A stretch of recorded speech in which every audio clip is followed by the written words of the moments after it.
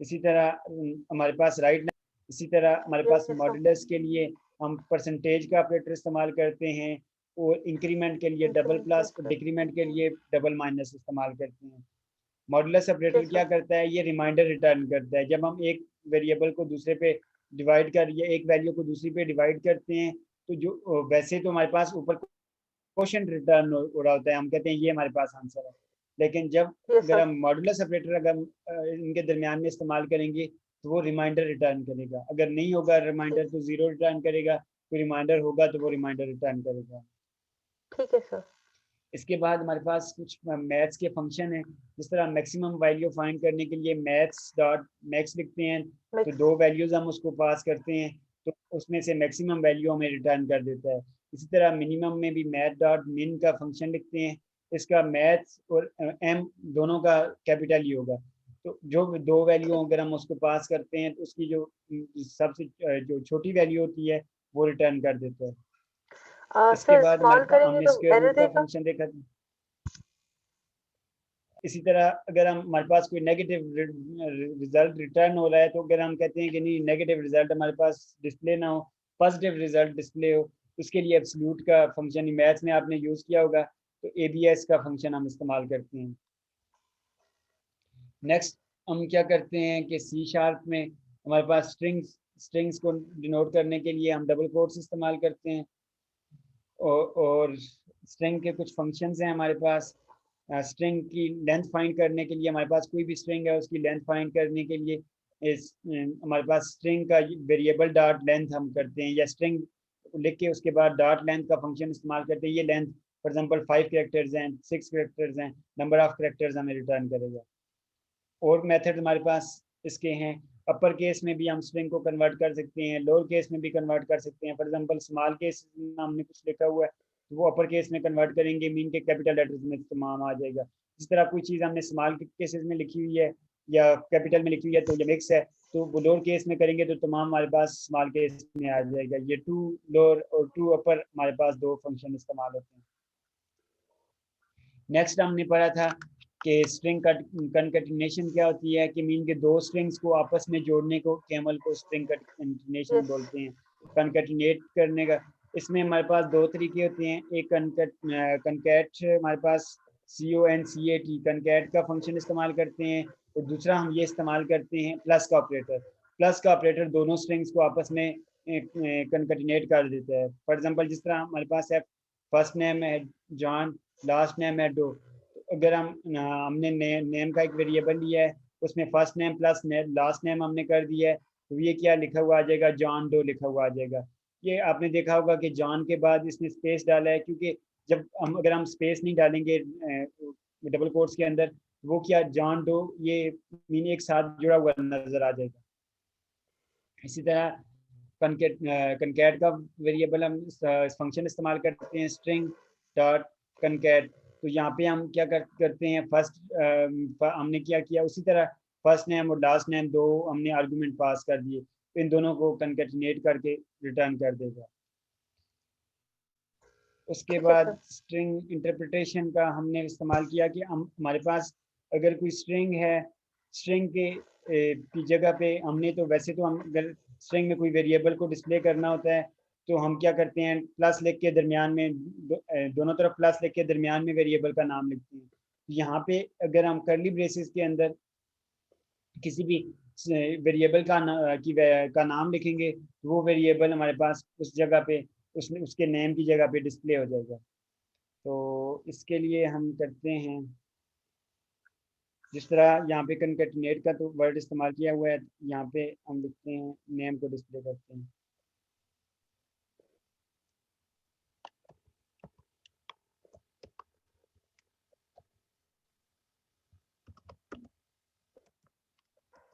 ये जूम ठीक है ना, नज़र आ रहा है आपको क्लियर जी सर आ रहे स्क्रीन हैं। नज़र आ रही है? सर आपने हाँ विजुअल स्टूडियो में ओपन किया है ना ये?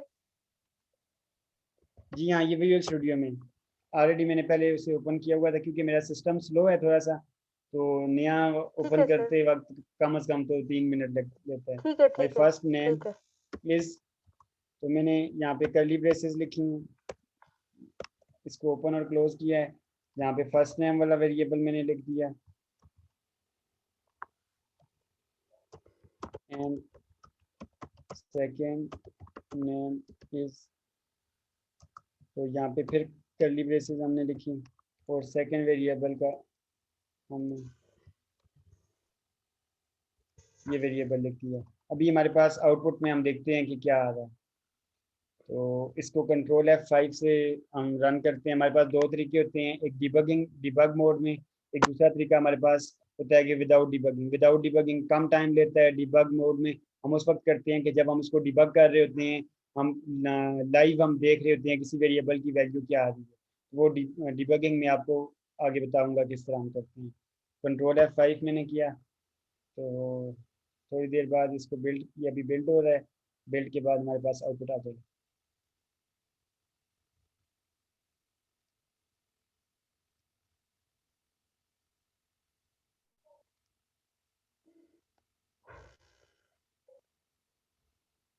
ये देखें, फर्स्ट नेम लास्ट नेम क्यों नहीं है, first name second name.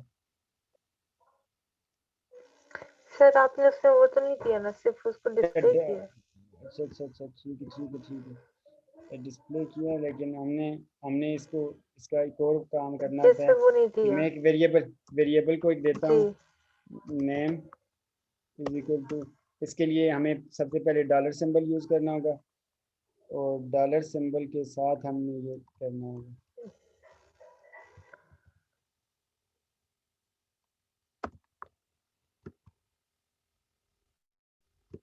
Name equal to,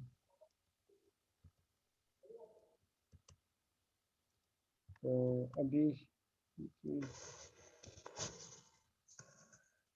अभी हम नेम को डिस्प्ले करने की कोशिश करते हैं।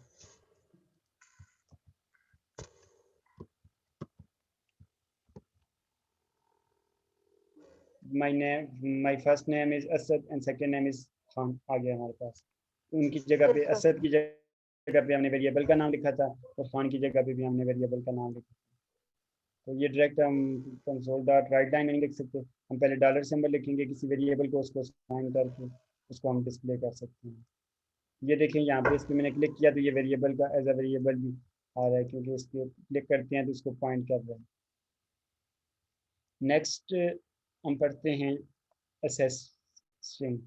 हमारे पास जब भी कोई स्ट्रिंग होती है, कहता है कि you can access the characters in the string by referring to its index number inside the square brackets.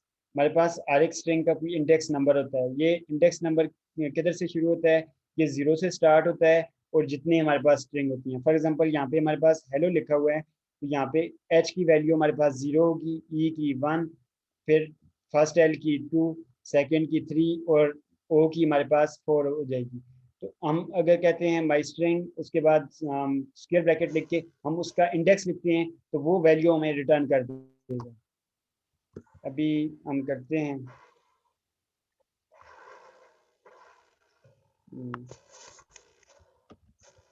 First name dot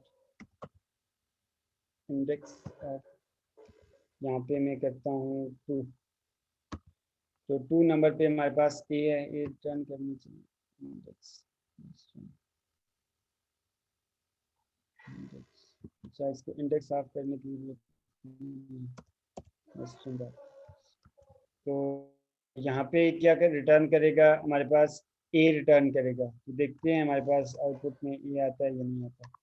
control F5 से मैं रन करता हूँ इसको, तो ये देखिए हमें इसने ए रिटर्न कर दिया। इसी तरह मैं अगर कोई और वैल्यू देता हूँ, 0 देता हूँ, तो 0 में मुझे रिटर्न कर देगा ए रिटर्न कैपिटल ए, करेगा। A. Capital A, yes sir. Capital A return कर देगा। तो ये देखिए ये कैपिटल ए। तो मीन किसी भी, ये हमारे पास कब इस्तेमाल होता है कि जब हम कहते हैं कि हमें किसी भी लोकेशन पे कौन सी वैल्यू पड़ी हुई है, तो उस लोकेशन के लिए हम क्या करते हैं, उसका इंडेक्स लिख देते हैं। वो उस इंडेक्स के थ्रू हम और उसको सर अगर असेस कर काफी सकते हैं। सारी वैल्यूज है, मीन्स की कोई पैराग्राफ है, तो उसके लिए उसके डी डी का इंडेक्स क्या है हमारे पास, तो ये कोट्स में लिखना है। ये तो चले, मैंने सिंगल कोट में इसकी जरूरत नहीं है, ये मैंने ब्रैकेट नहीं डाली थी। तो मैं कहता हूँ कि ये फर्स्ट लैम में हमारे पास डी का इंडेक्स क्या है, तो कंट्रोल F5 से मैं रन इसको करता हूँ, तो ये देखें डी का इंडेक्स 3 है। देखते हैं इसने 3 ठीक रिटर्न कर किया है। देखें 0, 1, 2 और 3, ये डी का इंडेक्स हमारे पास 3 था, तो इसने 3 रिटर्न किया। तो इसी तरह हमारे पास हम कोई भी वैल्यू का, अभी मैं क्या करता हूँ कि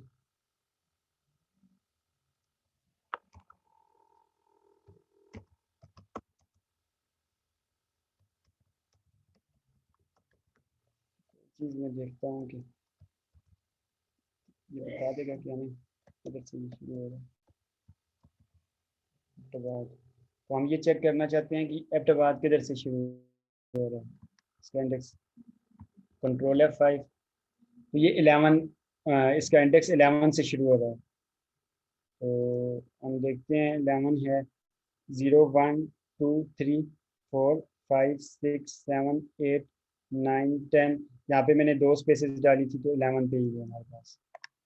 ये हमारे पास असद इरफान के दरमियान में 3 स्पेसेस, 2 स्पेसेस थे, तो ये 11 पे याद है। तो ये था हमारे पास किसी भी वेरिएबल का इंडेक्स फाइंड। उसके बाद हम सब स्ट्रिंग भी फाइंड कर सकते हैं। मीन के किसी भी स्ट्रिंग के अंदर से हमने कोई स्ट्रिंग उठानी है। कहते हैं कि another useful method is substring which extract the character from a string starting from the specified character position or index and returns a new string। तो मीन उस स्ट्रिंग को उठा के हम रिटर्न कर सकते हैं। This method is often used together with index of to get the specified character position। सबसे पहले हम इंडेक्स उसका फाइंड करेंगे, इंडेक्स के बाद हम उसकी वो मीन के वो वाली स्ट्रिंग फाइंड करेंगे। तो यहाँ पे इसने क्या किया हुआ है, फुल नेम की जगह पे फुल नेम स्ट्रिंग इसने किया हुआ है। तो लोकेशन फाइंड करने के लिए डी की लोकेशन में फाइंड करता हूँ।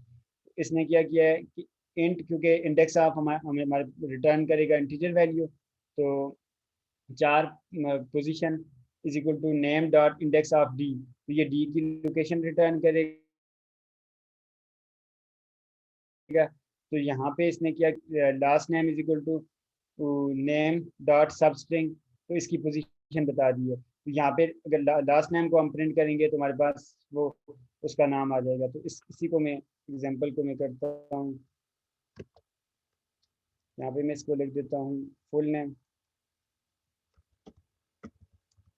फुल नेम और असद खान कर देता हूँ। उसके बाद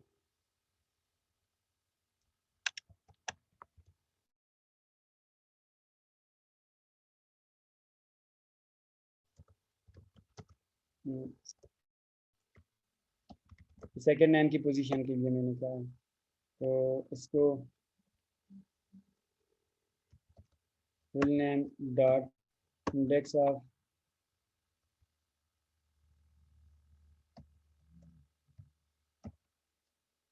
खान, खान का इंडेक्स क्या किधर से शुरू होगा, तो ये पोजीशन रिटर्न करेगा।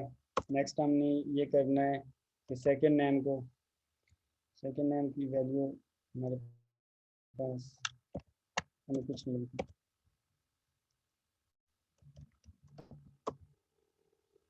Second name equal to full name dot substring, और यहाँ पे सेकेंड पोजीशन हम वैल्यू दे रहे हैं, इसका इंडेक्स हमने दिया। अभी हम सेकेंड नेम को प्रिंट करते हैं तो क्या आ है,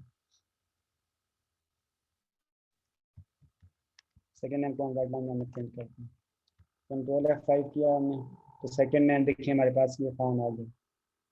तो मीन के हम किसी भी स्ट्रिंग को उठा सकते हैं। तो यहाँ पे मैंने खान का कहा था कि खान का इंडेक्स बता दो, तो ये इसने बता दिया मुझे इंडेक्स।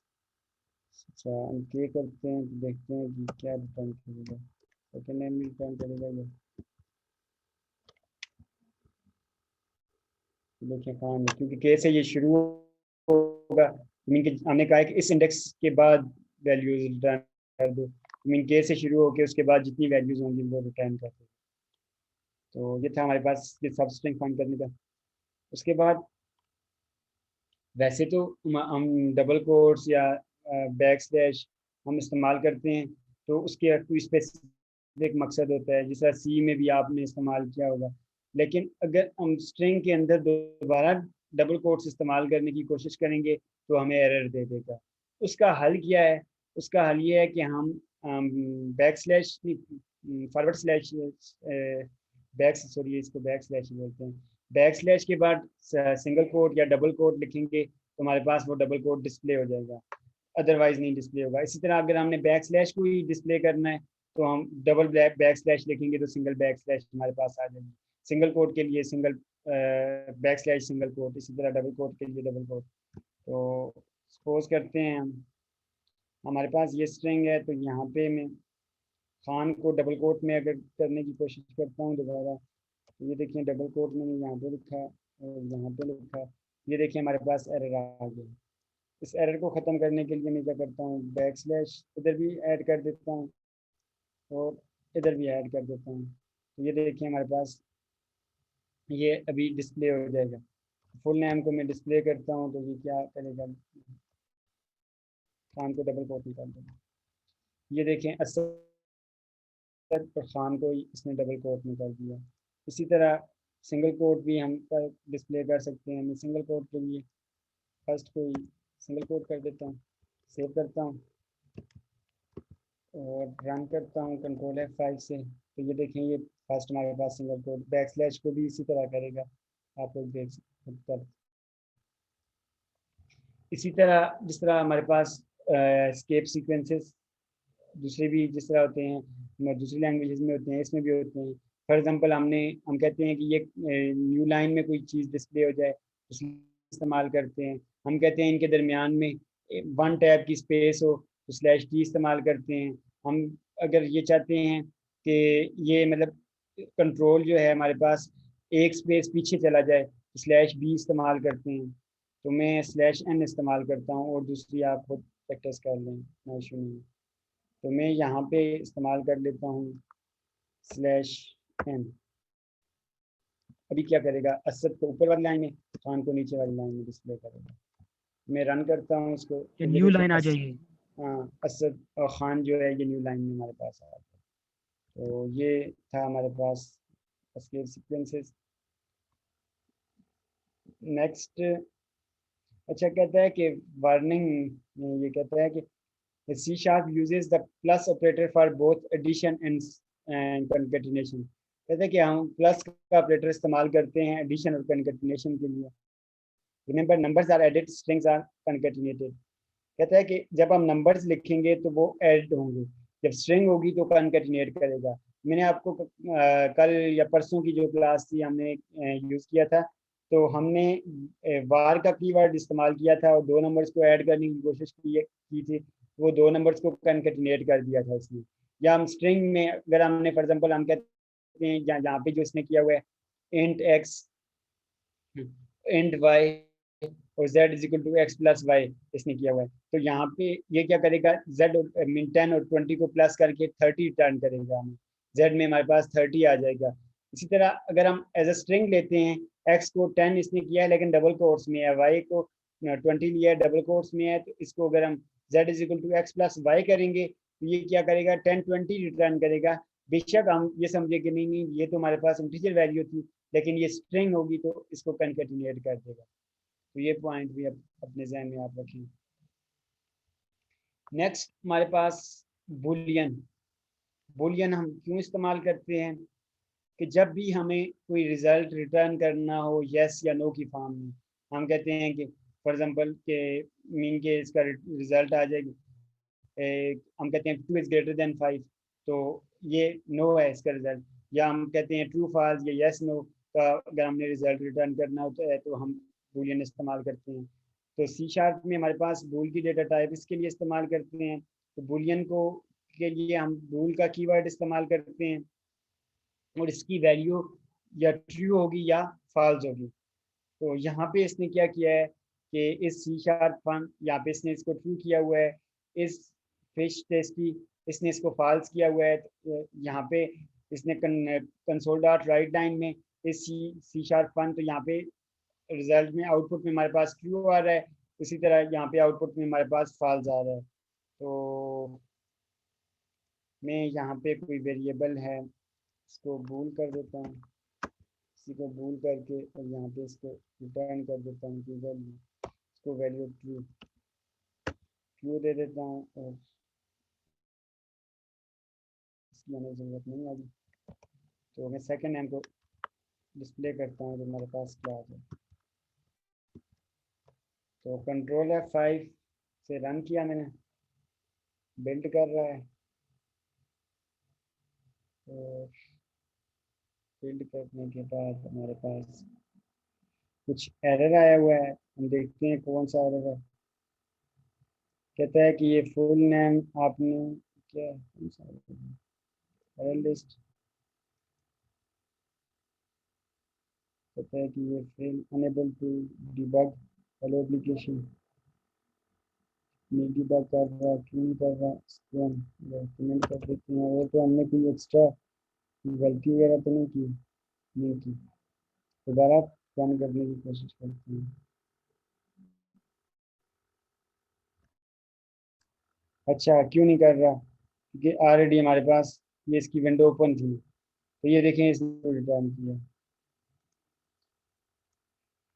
दोबारा मैं रन करता हूँ, क्लियर हो गया। ये विंडो आउटपुट की विंडो मेरे पास ओपन थी। कंट्रोल F5, तो ये देखें इसने ट्रू रिटर्न किया। अगर हम इसको फॉल्स कहेंगे तो ये फॉल्स ही रिटर्न करेगा। तो ये था हमारे पास बूलियन के लिए। नेक्स्ट हमारे पास बूलियन एक्सप्रेशन भी हो सकती है। एक्सप्रेशन क्या होती है कि जिसमें एक या एक से ज़्यादा ऑपरेटर इस्तेमाल होते हैं, उसको हम एक्सप्रेशन मैथ में कहते हैं।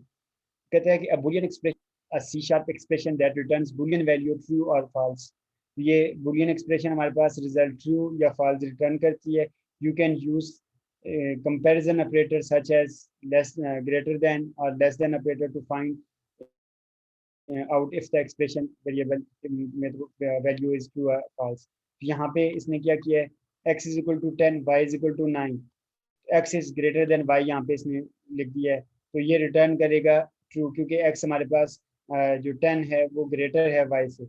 इसी तरह यहाँ पे इसने 10 इज ग्रेटर देन 9 इसमें लिखा हुआ है, तो ये रिटर्न हमारे पास ट्रू ही करेगा क्योंकि 10 ग्रेटर देन 9 है। इसी तरह यहाँ पे इसने क्या किया हुआ है, x is equal to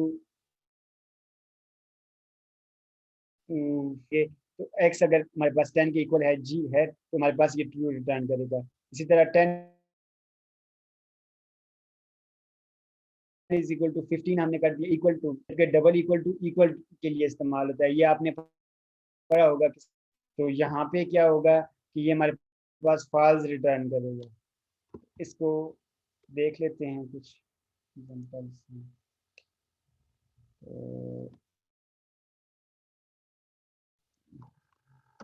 int var1 is equal to 30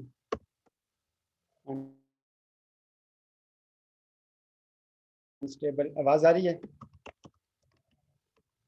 ji sir. 30 40 ji sir. शुक्र है। तो अभी हम क्या करते हैं कि VR1 is greater than VR2 लिखते हैं। VR1 ग्रेटर देन VR2, तो हम देखते हैं कि हमारा रिजल्ट क्या होगा। तो ये रिजल्ट हमारे पास ट्रू आना चाहिए क्योंकि VR1 यानी फॉल्स आना चाहिए। VR1 तो लेस है, तो हमने ग्रेटर का हुआ है, लेकिन देखते हैं कि क्या आएगा। ये देखिए हमारे पास रिजल्ट फॉल्स आ गया। इसी तरह दूसरी वैल्यूज़ के लिए भी हम कर सकते हैं कि जब हम कंपैरिजन ऑपरेटर इस्तेमाल करते हैं तो उनका रिजल्ट हमारे पास ट्रू फॉल्स आता है। ये ज़्यादातर हम कहाँ पे इस्तेमाल करते हैं, ये इफ कंडीशन में हम इस्तेमाल करते हैं। मैं ज़्यादा स्पीड से तो नहीं जा रहा? No sir. समझ आ रही है नहीं ना? सर, ये ठीक सर, ये चीजें पता है, एक्सेप्ट है चीजों में सर। अच्छा ठीक है। तो कंडीशंस का इस्तेमाल के मतलब सी शार्प सपोर्ट करती है logical condition from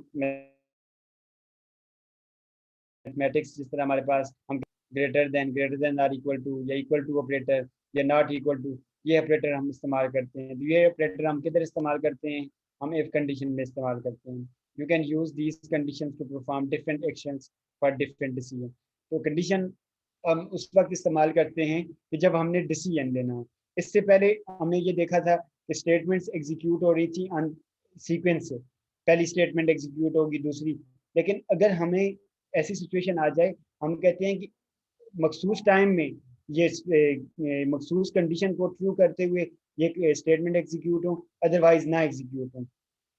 for example हमने एक फंक्शन लिखा हुआ है कि वो क्या करता है, ऐड करता है। तो हम कहते हैं कि हमने कंडीशन लगाई हुई है कि अगर हमारे पास जो वेरिएबल्स हैं, फॉर एग्जांपल वेरिएबल 1 और वेरिएबल 2, ये अगर अगर मतलब ग्रेटर देन 1 है तो तब ऐड करें, नहीं तो ना करें। तो फिर हम क्या करेंगे, ऐड के फंक्शन को हम क्या करेंगे, इफ कंडीशन में लगा देंगे और एक कंडीशन में हम उसकी वेरिएबल की वैल्यू, कोई डिफरेंट और भी सिनेरियोज हो सकते हैं। तो C# has the following conditional statements, हमारे पास इफ स्टेटमेंट, सिंपल इफ इस्तेमाल कर सकते हैं, एल्स इफ, एल्स इस्तेमाल कर सकते हैं कि मीन के अगर ये कंडीशन ट्रू है तो वो स्टेटमेंट एग्जीक्यूट होंगी, कंडीशन फॉल्स है तो वो दूसरी स्टेटमेंट एग्जीक्यूट होंगी। तो हर एक की बॉडी होती है। इसी तरह एल्स इफ होती है कि हमने दोबारा अगर कंडीशन चेक कर ली, एग्जीक्यूट होगी दूसरी कंडीशन। अगर हमारे पास 2-3 कंडीशन है तो फिर उसके लिए हम एल्स इफ इस्तेमाल करते हैं। इसी तरह हमारे पास एक और होती है, हमारे पास स्विच स्टेटमेंट होती है। स्विच स्टेटमेंट क्या होती है कि ये faster than if else statement होती है, लेकिन इसमें ये हम उस वक्त इस्तेमाल करते हैं कि जब सेम डेटा टाइप्स की कंडीशंस हों। डेटा टाइप सेम हो तो हम इस्तेमाल करते हैं, अगर डेटा टाइप डिफरेंट हो तो फिर हम क्या करते हैं, हम इफ स्टेटमेंट इस्तेमाल करते हैं। तो एक चीज़ अपने जहन में आप रख लें, टाइम कम रह गया, हम यहाँ पे इसी को डिस्कस कर रहे हैं कि जब भी आप इफ कंडीशन इस्तेमाल करेंगे तो उसके बाद आपने करली ब्रेसेस लाजमी लिखनी है, चाहे सिंगल ब्लॉक ऑफ स्टेटमेंट क्यों ना हो। ये एक अच्छी प्रैक्टिस है, क्योंकि बाज़ दफ़ा हमारे पास एक से ज़्यादा लाइंस होती हैं